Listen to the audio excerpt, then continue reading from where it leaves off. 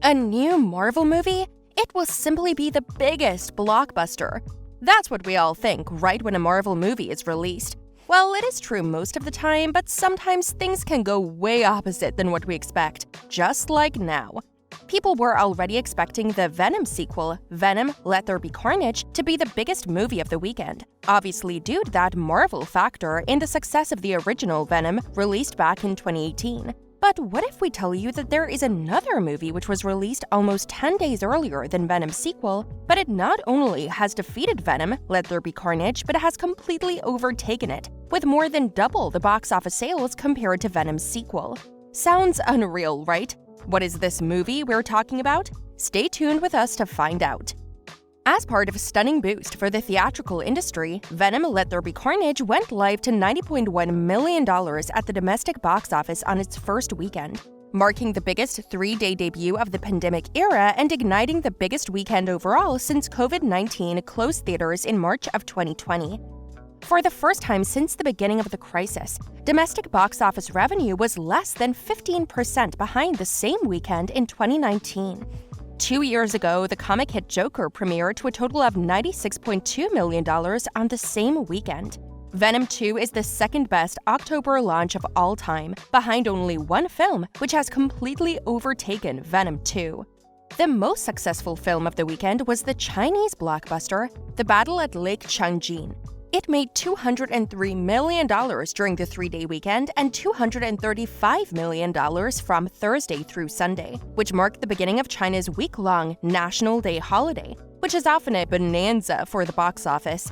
It recounts the tale of the bloody Battle of Chosin Reservoir, which took place during the Korean War in 1950.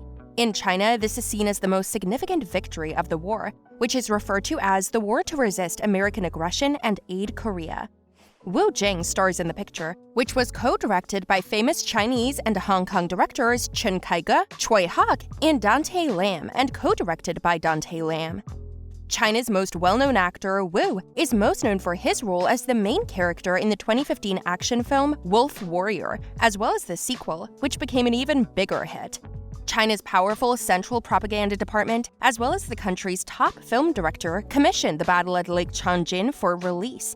It had substantial government assistance throughout the production process, including screenplay creation, production, and publicity, as well as the inclusion of serving troops among the film's 70,000 extras. Before we tell you more about this movie, we would like you to press the like button if you're enjoying this video. We really appreciate this. The movie was produced by a group of big studios led by Bona Film Group and China's military-owned August 1st Film Studio. Bona Film chairman Yu Dong told the media at the film's release last month that it is the most expensive film ever produced in China.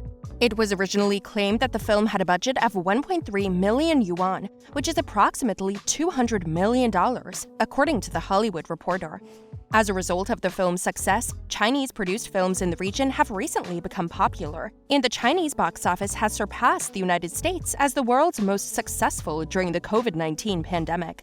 The sequel to Venom earned a record-breaking $90 million in its first weekend of release in the US, but no US film premiere has come close to the amounts made by local films in China, where the theater industry has recovered more rapidly. Other Chinese blockbusters such as Hi Mom and Detective Chinatown 3, released earlier this year, grossed over $200 million and $400 million respectively in their first weekend.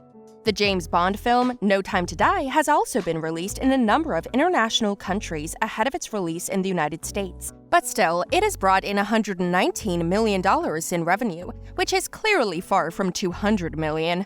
According to The Hollywood Reporter, The Battle at Lake Changjin had a production budget of more than $200 million, making it the most costly film ever made in China. According to THR, the Chinese ticketing service Maoyan predicts that the film will take close to $800 million in total, making it one of the highest-grossing films in the country's history and one of the top 5 worldwide. The Chinese government must approve all foreign films before they can be distributed in the country, and it has banned the distribution of this year's Marvel flicks Black Widow and Shang-Chi and the Legend of the Ten Rings from the country. It also imposed a media blackout of Mulan before its debut in China last year, and the film failed there with just $40 million in revenue. According to the country's revenue sharing system, China has a quota of 34 foreign films released in the country each year, with Chinese companies receiving a portion of the income. Now, that makes it very obvious that you can't just ignore the film industry in China, as they are making progress with a very subtle approach and beating the United States film industry by clear margins. We know it is very surprising, but it is what happened. So this wraps up today's video. You have heard it all from us, and now we would like to know what you think about this new Chinese movie, The Battle at Lake Changjin. Let us know in the comments section below. If you have not subscribed to the channel yet, make sure you do so and press the bell icon too. We will keep bringing you such videos, so stay tuned, and we'll see you in the next video.